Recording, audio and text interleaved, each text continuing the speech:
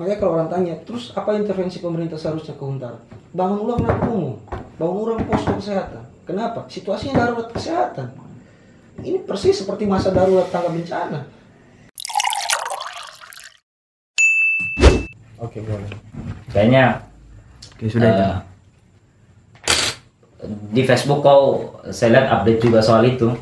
Apalagi terakhir saya bulan-bulan berapa itu saya ke base campnya Sultan Bergerak, bulan Februari kah? Januari atau masih 2019? Hah? Bukan. Oh, sorry. Yang saya datang lalu. Iya, 2019. Masih 2019 kan. Teman-teman waktu itu masih kawal juga. Penyintas. Iya, soal penyintas, soal jaduk kah, atau stimulan dan sebagainya. Nah, apalagi kayaknya itu belum selesai tuh sampai pandemi datang. Belum. Nah, kayaknya mungkin bisa di-share sedikit bagaimana kedua masalah ini, sisa-sisa bencana Pasigala akhirnya kawin dengan problematika COVID-19 itu yang kita di konteks Palu sendiri gitu. Mungkin bisa di-share gitu gimana situasinya. Sebetulnya harapannya kita kan sebetulnya pasca 28 September 2018 itu ya pemerintah punya definisi khusus untuk menyebutkan fase-fasenya, misalnya dari awal tanggap darurat, terus masa transisi, lalu rehab rekon. Nah, sebetulnya di awal masuk 2019 kita sudah masuk di tahap rehab rekon. Oh, ini untuk konteks Pasigala ya? Pasigala. Nah, apa itu rehab rekon? Ya, rehab rekon seluruh bantuan kebencanaan sudah mulai diturunkan, lalu pembangunan Huntara, orang sudah mulai transisi menuju Huntat dan sebagainya. Nah, saya bilang sama teman-teman, ya saya kemukakan pendapatku di Sultan Bergerak. Saya bilang begini, melihat bencana Pasigala dan COVID itu jangan dilihat sebagai dua hal yang terpisah aja. Maksudnya jangan dilihat sebagai dua bencana yang tidak ada kaitannya atau tidak berhubungan dalam konteks kebencanaan. Kenapa saya bilang begitu? Karena kalau kita menyampingkan hubungan dua ini, maka yang akan terjadi adalah kita akan memakai perspektif pemerintah. Perspektif pemerintah maksudnya apa? Ya, pemerintah melihat penyintas hari ini ya sama seperti warga pada umumnya, rakyat pada umumnya di tengah pandemi. Prioritasnya sama gitu ya. Saya bilang prioritasnya sama kalau dalam kacamata pemerintah. Bahwa tidak ada yang prioritas di situasi pandemi, semua orang prioritas. Jadi melihat penyintas pasti melihat secara umum dia general. Tapi kalau kita pakai kacamata bahwa ini ada punya hubungan dan relasi. Iya, betul. Masa rehab rekon itu kan sebetulnya masa di mana Tuhan berharap penyintas sudah bangkit. Sudah pulih secara ekonomi. Sudah mulai bertransisi dari Huntara tenda darurat sudah masuk ke Huntarnya. Asumsi itu ketika kita lihat di lapangan jauh itu tidak relevan. Maksudnya apa? Bagaimana dia coba lihat di tahap transisi tadi, rehab rekon tadi, kita berharap ekonominya sudah pulih. Di situasi pandemi, semua orang dirumahkan, semua orang dipaksa untuk membatasi aktivitas, bahkan mengurangi intensitas di luar rumah. Baik, apa kita mau sebut tadi itu masa transisi tadi? Artinya apa? Artinya yang paling rentan yang penyintas. Iya. Kan gitu kalau melihat fasenya. Penyintas punya dua masalah sebenarnya. Ya, kalau kita bilang dari bencana fisik ketemu bencana non fisik. Nah, kita mau bilang itu bahwa hari ini yang paling prioritas yang sebetulnya perlu dilihat oleh pemerintah pakai kacamata bencana misalnya, ya penyintas yang belum pulih tapi diserbu, diserang, dikepung pandemi, lalu semakin terpuruk akibat pandemi ini. Ya, yang kami dapati apa di lapangan? Misalnya dari 14 titik lokasi Huntara dan tenda darurat yang kami intervensi ya, dalam bentuk masker dan hygiene kit, hampir tidak ada pemerintah turun di sana. Hampir tidak ada. Hanya beberapa Huntara saja yang ada semacam leaflet atau poster penanganan COVID ataupun misalnya dari PUPR. Hanya itu. Itu pun hanya ditempel tanpa sosialisasi, tanpa penjelasan.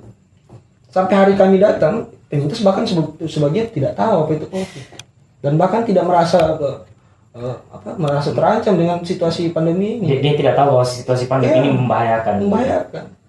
Beberapa penyintas justru bilang kami tidak takut COVID, kami tidak takut corona, ya kami takut lapar. Justru ke situ. Artinya apa? Transisi tadi belum selesai. Rehab rekon tadi tidak selesai dan itu bermasalah ditambah dengan situasi pandemi. Nah, pemerintah tidak pakai kacamata itu. kayak lagu Bang Toib jadinya toh 2 kali puasa 2 kali lebaran orang di tenda darurat. Bisa jadi 3 kali sih kalau Bang Toib 3 kali. Ada yang masih di tenda darurat, bukan huntara, ingat ya, tenda darurat. Masih di tenda darurat. Tenda darurat. Masjid Agung yang STQ. Oh iya, kita masih sering lewat sih di situ. Sudah sobek tendanya, Pak. Sudah masuk ular. Macam-macam lah kira-kira kalau mau tanya ke mereka. Sudah habis air mata dong bilang kalau. Ini kalau istilahnya baku kejar dalam artian ada tujuan gitu dan pemerintah sudah sampai di mana. Nah, kalau mau lihat realitanya begitu, Fred, sejauh yang kau lihat ya, yang kau dampingi 14 lokasi tadi, maksudnya situasinya masih segini yang kita berharap di rehab rekon kan semua sudah bangkit gitu. Iya. Pemerintah masih sampai di mana sih sebenarnya? Di kami lakukan pendampingan, potong cerita singkat cerita. Kami lakukan pendampingan, kami melakukan mediasi, dialog, macam-macam lah. Bahkan sampai ke yang agak keras misalnya dengan demonstrasi. Apa jawaban BPBD provinsi dengan dengan Pemprov misalnya, dengan Dinsos provinsi? Dia bilang kami hanya menunggu data dari kabupaten. Dan data itu masih bermasalah. Bayangkan 18 bulan. Kita bicara data, Pak. 18 bulan data belum rampung. Iya, data belum rampung. Artinya apa? Pemerintah provinsi mulai bertanggung jawab sebetulnya ke pemerintah kabupaten kota bahwa ini ada yang kalau kita tanya di bawah lagi ke mereka ya menurut mereka sudah rampung, tapi kalau kita cek, kita validasi ada nama yang hilang, ada nama yang tidak tahu dari mana tiba-tiba ada di situ, macam-macam. Selain data yang 18 bulan bermasalah, di internal datanya sendiri ada yang tidak tepat gitu. Makanya kita pesimis sebetulnya. Saya secara pribadi pesimis kalau pemerintah bisa menghadapi pandemi ini. Double bencana ini. Double bencana. Pesimis saya. Nah, masalah yang di konteks COVID-19 sendiri, sejauh yang kau temui di lapangan, ada tidak contoh kasus yang betul-betul bukan lagi menggelitik sisi kemanusiaannya kita, tapi memang kayak merobek-robek begitu. Harusnya ini tidak terjadi. Maksudnya titik terparah kau lihat di COVID-19 ini. Sebetulnya kalau saya berangkat dari penyintas ya, karena saya sedang bersentuhan. Ya mungkin ada beberapa cerita-cerita yang memilukan gitu ya di luar penyintas. Tapi yang sering saya lihat di Huntara misalnya, sebelum pandemi pun orang sudah sengsara di. Ya itu poinnya. Coba lihat, bayangkan mereka tinggal di Huntara itu dengan kondisi ekonomi yang masih transisi. Entahlah kalau dia transisi ya, kalau dia pada kenyataan menurutku beberapa start. Mereka harus bayar misalnya 3 rekening listrik di Huntara. Ada rekening rumah, rekening dalam Huntaranya, rekening dapur umum, dan saya lupa rekening apa satu. 3 rekening listrik yang harus dia patungan bayar. Itu satu pertama. Terus yang kedua, rekening air. Jadi ada air yang menggunakan listrik. Itu mereka pakai rekening sendiri, listrik sendiri. Dapur umum sendiri juga. Huntara masing-masing sendiri juga. Bayangkan itu yang pertama. Ya, yang kedua, rata-rata mereka ini kalau bukan petani, untuk wilayah di Sigi misalnya, ya buruh. Nah di situasi pandemi ini, buruh yang pasti kena. Buruh pasti. Saya ke Ponegoro kemarin, saya tanya Pak, kesehariannya apa? Kenapa tidak kerja ini siang? Ya harusnya orang kerja siang, sama jam 2 kita di situ. Dia bilang saya tidak kerja Pak, karena lagi di stop proyek. Kerja apa Pak? Saya buruh kasar Pak, buruh bangunan. Buruh harian dia. Ya, jadi apa yang dibikin? Ya tidak ada, kalau kayak gini harus tunggu di Huntara. Misalnya ke Bamba di Panau Tawi. Ya, saya tanya koordinator Huntara, Pak di sini ada tidak pengaruh pandemi ini di penyintas? Dia bilang saya tidak bisa bilang ada dan tidak bisa bilang tidak ada, karena pertama gini, yang saya pahami karakter penyintas di sini sejak pertama bencana terjadi 12 September, mereka itu tipe orang yang tidak mau mengeluh. Kendati tidak ada di dalam, dia tidak mau bilang bahwa dia susah gitu. Tidak ada umpan balik istilahnya. Dia yang bilang tetangga. Dia bilang dari kita saja, kalau kita lihat kondisinya, ya kita baku bantu. Ya artinya apa? Ya, kondisi di Huntara sudah memang parah, sudah buruk memang. Dari segi kesehatan, dari segi kesejahteraannya, logistik, macam-macam. Berarti pihak yang berwenang untuk mengetahui kasus-kasus itu lebih dalam juga tidak ada. Makanya kalau orang tanya, terus apa intervensi pemerintah seharusnya ke Huntara? Bangun ulang dapur umum, bangun ulang posko kesehatan. Kenapa? Situasinya darurat kesehatan. Ini persis seperti masa darurat tangga bencana. penyintas belum selesai kan gitu. Ketika dia dalam proses fase transisi lalu ketemu bencana ya harus dibuat kembali dia misalnya prosesnya. Termasuk mereka bermasalah di soal pemenuhan kebutuhan dasar itu tadi. Makanya kalau mau pakai logika kebencanaan itu, dana kebencanaan misalnya, ya jadub, stimulan dan santunan duka, itu harapannya kan bikin orang bertransisi secara ekonomi, Bang. Ya itu belum disalurkan sampai hari ini. 18 bulan mau transisi apa orang? Yang pertanyaan menarik juga, Brad, sebenarnya yang lebih punya legitimasi menjawab ini kan pihak yang berwenang. Tapi sejauh yang kawan-kawan bisa jangkau, apa sih yang melatar belakangnya dari pihak berwenangnya atau pemerintah ini? Maksudnya tidak menyelesaikan tugas-tugasnya seperti yang diceritakan tadi. Setidaknya yang bisa dijangkau nih, diperkirakan. Apakah dana tertahan di pusat atau apa segala macam? Sebetulnya dana tidak. Jenderal Doni, Kepala BNPB Nasional kan selalu bilang, dananya kita sudah budgetkan, kita sudah cairkan, tinggal diakses sebetulnya. Ini jadi masalah satu, kalau bilang pemerintah tidak punya rencana, ya mungkin orang punya rencana gitu ya. Terlalu naik juga bilang gitu, mereka tidak punya rencana. Tapi perencanaan mereka apakah melibatkan masyarakat misalnya, atau paling minimal masyarakat sipil kah?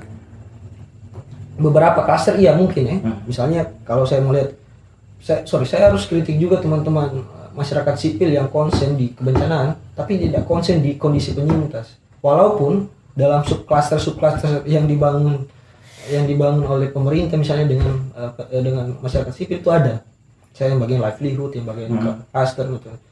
Tapi coba lihat kondisi penyintas. Ya seperti yang kita lihat hari ini, tidak ada perencanaan, tidak ada partisipasi di sana. Kedua, validasi data. Validasi data tidak pernah melibatkan penyintas secara langsung. Misalnya patokannya adalah data RT, data kelurahan. Ya miss pastilah. Kita bisa uji itu misalnya dengan, ya saya di Kota Palu ini sudah berapa kali begitu ya pindah kos. Ya apakah RT datang lalu mengevaluasi saya atau menginterview saya untuk minta? Tidak ada. Tidak ada proaktif. Artinya apa? Data kita longgar pasti. Dan pasti banyak errornya. Dan terlalu miss sih kalau 18 bulan ya. Dan 18 bulan. 18 bulan. 18 bulan itu pendataannya bukan pendataan yang menurutku ya bukan pendataan yang sukarela gitu ya. Orang dibayar secara profesional untuk melakukan validasi data, melakukan asesmen data. Tapi kok tidak rampung-rampung. Jangan-jangan ini bisnis data misalnya kalau kita mau mengarah ke yang lebih ekstrim. Biarlah itu jadi misteri gitu. Tapi dari segala realitas yang kami temukan, orang sudah bisa menyimpulkan kan. Nah, kami pernah dengar tidak soal ini kan ada upaya pemerintah ini soal BLT juga. Seperti apa sih signifikansinya terhadap penanganan COVID-19? BLT atau apalah istilahnya, bansos. Beberapa orang-orang ada yang dari tingkat desa, ada yang dari kabupaten kota, lalu ada juga yang dari Kemensos lewat PKH. Ya menurutku bagus di situasi begini memang pemerintah. Cuma kan makanya sebetulnya kami ya kalau saya di tempat saya kerja misalnya di Sultan Bergerak, kami dorongnya bukan PSBB, karantina wilayah. Sesuai undang-undang itu ya? Sesuai undang-undang karantina wilayah nomor 6 tahun 2018. Kenapa PSBB? Kenapa tidak PSBB? Ya karena PSBB lemah. Misalnya, kenapa lemah? Ya, dia tidak mengakomodir orang ketika dilakukan pembatasan. Kan ini sebenarnya kita digantungin. Ya. Jokowi lewat kementeriannya bilang bahwa ada aturan yang bisa melakukan lockdown di wilayah, namanya PSBB. Tapi protapnya atau tahapannya adalah harus menyurat ke Kementerian Kesehatan, lalu dikeluarkan izin untuk melakukan PSBB. Nah terus pertanyaan, apa yang terjadi di daerah? Ya pemerintah daerah sudah represif orang pak, kan gitu. Di warkop polisi sudah kemana-mana, walaupun tanpa dasar hukum apa-apa untuk membubarkan orang. Ya digantung kita, dibilang ini bukan PSBB, kita belum dapat PSBB di Sulawesi Tengah, tapi apa yang dilakukan pemerintah daerah sudah persis PSBB. Berarti seolah-olah pemerintah melihat bahwa di setiap daerah itu apa istilahnya, realitasnya variatif gitu. Ada yang parah dan implementasinya beda-beda. Padahal sebenarnya di masa pandemi ini bisa dikatakan semua parah. Iya, sudah PSBB kita anggap tidak bagus jaring sosialnya misalnya karena penghitungannya juga tidak jelas. Data yang data pasti juga tidak akurat misalnya. Apalagi ya diberlakukan PSBB gitu. Maksudnya kalau dia karantina wilayah ya kan misalnya kalau kita mau belajar dari, tapi ini perlu yang kau jelaskan, Fred. Maksudnya saya tidak update secara normatif. Maksudnya itu PSBB apa segala macam, dan seperti apa sih problematika yang justru dihadirkan gitu. Kan kalau kita lihat paradigma yang diberikan oleh pemerintah, PSBB ini kan jadi sebagai solusi kan, ya, opsi gitu. Terlepaslah soal motif, kalau yang diterangkan Haris Azhar di ELC kan, ketidakmauan pemerintah menjalankan karantina wilayah kan poinnya adalah tidak ada uang. Meskipun kita bertanya-tanya besar soal tidak ada uang itu, termasuk orang membandingkan kok membangun ibu kota bisa ini bla bla bla, sementara untuk nyawa manusia tidak. Nah akhirnya lahirlah kebijakan PSBB ini. Saya tidak update secara normatif. Maksudnya opsi ini akhirnya melahirkan segala macam problematika gitu. Mungkin itu bisa juga diurai gitu. Maksudnya apa sih PSBB sebenarnya ini, dan problematika yang dihadirkan seperti apa? Ya kalau ya PSBB secara umum yang kita pahami kan yang seperti saya jelaskan tadi, ada proses pembatasan aktivitas berskala besar, tapi dia secara parsial, tidak secara nasional. Dan itu prosesnya dari tingkat kabupaten sampai provinsi, mengajukan di Kemenkes dan sebagainya. Oke, berarti keputusan bukan di pusat. Maksudnya keputusan bukan di daerah. Keputusan bukan di daerah. Otonomi daerah tidak berlaku. Tetap meminta izin, minta tiket PSBB-nya ke Kemenkes. Nah, sebetulnya perbedaannya karantina wilayah, ya kalau karantina wilayah jangkauannya jauh lebih luas. Yang pertama, kan sebetulnya ini soal roadmap, soal strategi untuk mendeteksi dan melihat peta penyebaran COVID-nya sebetulnya. Kenapa dia harus dilakukan secara luas dan cepat? Ya karena supaya cepat memetakannya, misalnya wilayah provinsi mana saja yang sudah tertular, seberapa jauh luas tertularnya, lalu seberapa jauh para pasien ini berkeliaran atau melakukan perjalanan. Jadi enak kita tracking. Ya karena dilakukan dia secara parsial, lalu sudah parsial tidak dilakukan rapid test secara massal misalnya, walaupun belum swab test, ya artinya tidak ada gunanya gitu ya. Misalnya Jakarta yang bikin PSBB ya, tapi orang mudik pulang kampung. Pertanyaan saya,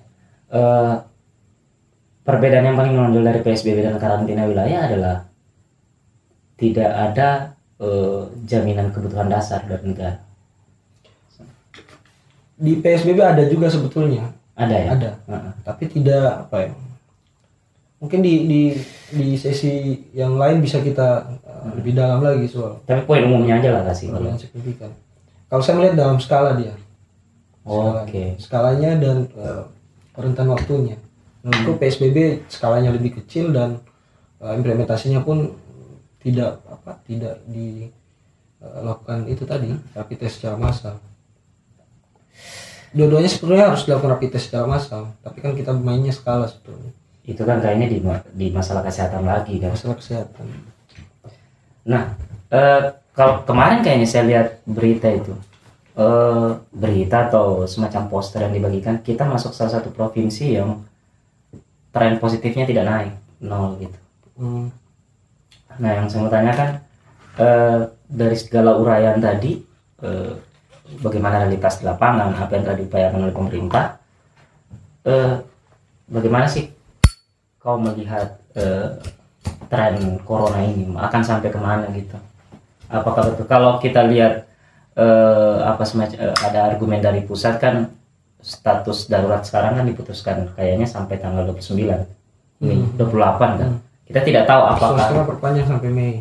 Perpanjang sampai Mei. Maksudnya sejauh ini yang kau lihat, kira-kira apakah trennya memang akan turun ke situ atau bisa semakin panjang nih, bisa sampai tahunan gitu, sampai akhir tahun? Sebetulnya kalau ditanya tren ya sampai kapan masa pandemi ini, ya, bahkan di Eropa pun orang tidak bisa menjawab itu. Yang mereka bisa jawab adalah bagaimana cara mempercepat proses ya tadi itu memetakan wilayah penularan dan bagaimana cepat mengambil orang-orang yang teridentifikasi terinfeksi agar tidak menambah lagi jumlah orang yang tertular. Ya, jawabannya dari pemerintah sebetulnya. Kalau mau ini cepat berakhir ya bikin strategic plan yang baik gitu ya. Apalagi kalau yang kita dengar terakhir swab PCR kita sudah punya di Sulawesi Tengah. Sudah punya. Tidak berbayar kira-kira. Nah itu yang jadi pertanyaan, saya juga belum dapat apakah itu berbayar atau tidak. Yang pasti itu sudah ada. Ya, kalau memang itu sudah ada, ayo cepat lakukan swab test secara massal kalau begitu. Dan kalau berbayar itu masalah berarti tidak akan mungkin ada masalah. Oke, taruhlah kita berandai-andai itu tidak berbayar gitu. Nah, kenapa belum dilakukan sampai sekarang gitu? Apakah memang ada fenomena yang secara rasional pemerintah tidak mau melakukan, atau ini penundaan-penundaan yang memang bisa membuat COVID-19 ini akan bertambah parah gitu? Karena saya khawatir ada istilah nanti OTT gitu, orang tidak terduga, bukan operasi tangkap tangan. Maksudnya kan ada apa, orang tanpa gejala kan? Maksudku saya khawatir, masih katakan di antara kita empat ini, selain dia orang tanpa gejala, dia juga orang tidak terduga. Dia sebenarnya terkena COVID tapi tidak masuk dalam jaringan data itu. Iya, data yang ada kan sebetulnya orang yang memberikan gejala, orang yang kelihatan gejala lalu dilakukan tes, baik rapid maupun swab. Tapi orang-orang yang tanpa gejala memang tidak teridentifikasi sama sekali. Tadi saya melakukan distribusi di wilayah Donggala dan Sigi. Sigi sama sekali di perbatasan tidak ada. Ya minimal formalitas ada penjagaan pos tidak ada. Cuma di Pulau Awis ya, saya masuk Pulau Awis sama sini Tanah Bunda. Saya masuk dari Kalikubulan mau menuju Sigi tidak ada. Donggala ada tapi hanya pengukur suhu tubuh.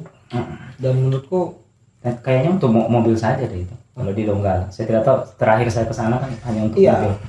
Terserah apakah itu apa begitu ya, targetnya apa. Tapi menurutku sayang sekali gitu. Itu pasti pakai uang, itu pasti pakai biaya operasional. Kalau hanya digunakan untuk mengukur suhu tubuh, kita rame-rame ke puskesmas saja bawa ukur suhu tubuh sebetulnya.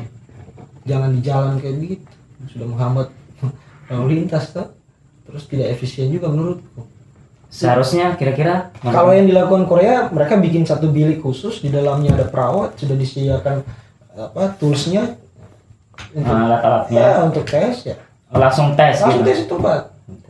Sepersekian jam dikirim langsung ke laboratorium, keluar hasilnya langsung masuk dalam kalau nasional namanya Pusdatina, Kesehatan Nasional gitu, langsung keluar secara real time. Atau alatnya masih kurang kita? Untuk yang saya tahu terakhir saya ikut diskusi webinar dengan teman-teman wali. Di diskusi itu narasumbernya ada dari teman-teman di Jerman dengan di USA. Nah di Jerman bilang mereka bayar untuk melakukan swab test. Nah saya pasti yakin kalau Indonesia juga bayar. Kalau dengar cerita yang terakhir itu yang jaring di Kompas TV kan dia bilang temannya yang kena lagi disuruh bayar berapa ratus ribu, saya lupa. Iya, 600-an karas kayaknya. Pasti bayar kan. Nah kemungkinan itu anggaran untuk itu saya tidak tahu. Alatnya mahal memang kan? Secara teknis saya tidak tahu gimana prosesnya tapi yang berkembang itu memang berbayar orang. Berbayar orang. Ya. Menurutmu idealnya tidak membayar? Idealnya harusnya. Ya di situasi kayak begini orang disuruh bayar. Iya. Apa namanya?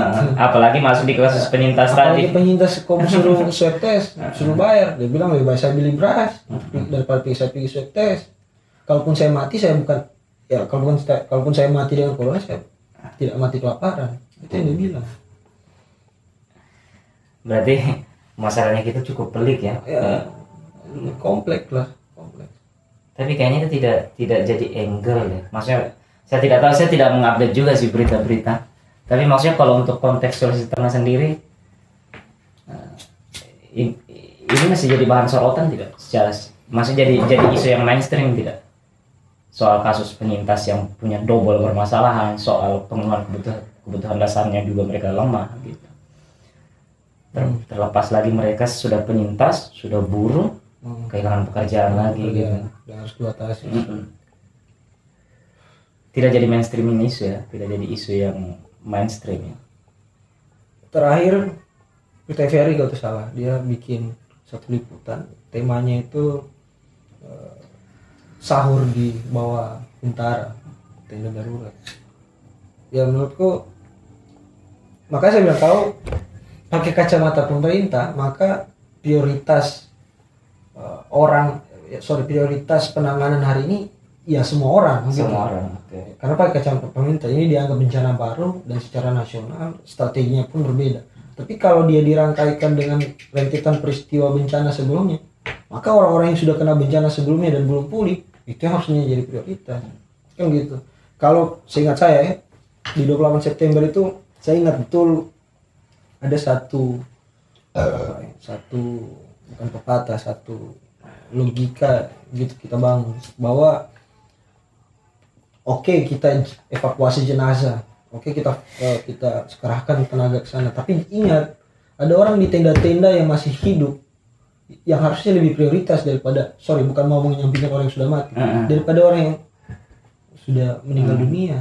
Jangan sampai orang meninggal dunia bertambah, itu maksudnya. Nah, di situasi ini yang kayak gitu harusnya oke, ada orang yang meninggal dengan COVID di 1,5 jumlahnya 3, tapi jangan sampai itu menambah hanya karena kita tidak menaruh prioritas pada orang-orang yang rentan, misalnya difabel, orang-orang penyintas, terus kelompok miskin kota. Iya, itu. Ini sudah bertambah ini sekitar Kota Palu, kalau coba perhatikan di sekitar Kota Santika. Karena kalau urusannya sudah perut, skala masalahnya bisa lebih besar. Bisa chaos macam-macam. Iya, itu. Terakhir kan kita dengar ada telegram dari Kapolri yang bilang bahwa di seluruh daerah harus disiagakan karena mengantisipasi potensi chaos lah, potensi penjarahan, potensi pembangkangan sosial macam-macam. Ya artinya orang sudah membaca ke sana. Pendekatannya keamanan bukan ke ekonomi. Pendekatannya keamanan jadinya. Bukan harusnya ke ekonomi dong lah. Yang kebutuhan dasarnya. Ada tidak yang bisa yang kamu mau kasih closing statement gitu? Sebetulnya saya walaupun memang hari-hari ini saya mau tidak mau gitu ya harus ikut pendiskusian atau ide yang berputar di persoalan teknis, dasar hukum dan sebagainya. Kan saya kenapa bertanya begitu, Bro? Sebenarnya mau aku begini. Kadang-kadang ada orang bilang ini cuma talk kritik tapi nggak ada solusi gitu. Maksudku saya khawatir kalau itu juga dibantah telat, meskipun saya punya pendapat pribadi, kritik juga bagian dari solusi. Saya sepakat dengan logikanya Rocky Gerung soal itu. Maksudku saya mau jembatani itu saja sih melalui. Maksudnya poinnya sebenarnya apa sih yang harus dilakukan gitu di perspektifnya kita sebagai kita sebagai warga sipil gitu, dan perspektif bagaimana pemerintah harus berbuat. Ya makanya sebenarnya kalau saya hari ini dipaksa untuk berputar di pemikiran yang kayak gitu, berdasarkan analisis hukum, kajian sosial. Tapi yang saya bilang begini, ada beberapa negara sebetulnya yang di tengah pandemi ini dia begitu santai. Bukan santai artinya tidak merespon yang baik. Santai maksudnya dia sudah jauh hari lebih siap. Kenapa? Satu, tenaga medisnya sudah cukup siap gitu ya. Fasilitas kesehatannya juga sudah cukup siap, dan ya macam-macam sudah siap. Hari ini dengan kompleksitas masalah kita di nasional maupun di daerah, ini harusnya jadi catatan sejarah kita bahwa penanganan bencana kita itu buruk. Bukan hanya COVID, tapi bencana apapun yang terjadi di dalam negeri itu buruk.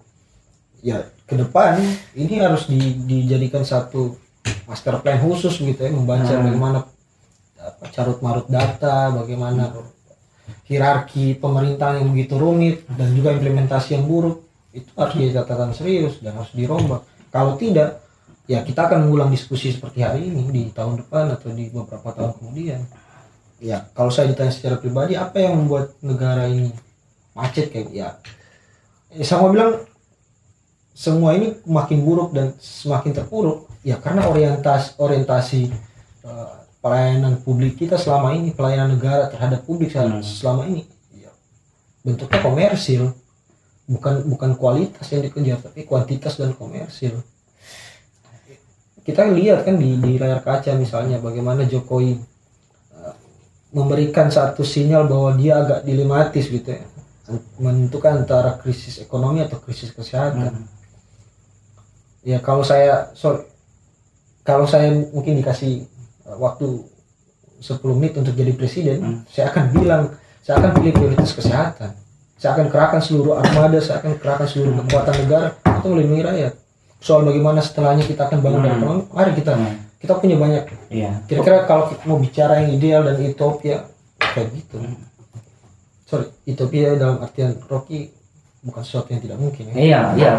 Saya juga mengartikan utopia seperti itu, hope kan. Sampai penonton bilang, iya. Kalau utopis ngapain dibahas? Iya. Tapi yang saya ingat di momen terakhir ketika kau bilang master plan tadi, yang saya terbayang di kepala aku, kadang-kadang saja kita punya master plan tapi gagal mengimplementasikan. Gitu. Apalagi kalau tidak punya sama sekali. Saya ingat kalau tidak salah, sorry, saya tambah satu referensi. Tidak apa-apa sebenarnya. Singapura itu di waktu mereka menghadapi SARS, mereka mencatat betul itu ya, bagian mana yang kurang, bagian mana yang lemah, dan apa saja yang buruk di saat itu terjadi. Dan itu dibikin dalam satu master plan master plan negara gitu. Ketika COVID mereka tinggal ambil itu master plan-nya, tinggal diterapkan. Militer sudah tahu mau bikin apa. Budget siap. Tidak kayak hari ini. Si Mahfud MD muncul dengan bilang kita orang Indonesia tidak mungkin tertular karena makan nasi kucing, terus beberapa orang bilang dengan jahe. Kan itu ya hari ini kita butuh makan, bukan butuh lelucon gitu. Iya. Kalau butuh lelucon kasih Sule sama si Andre Taulani saja. Itu pekerjaan mereka, jangan diambil maksudnya.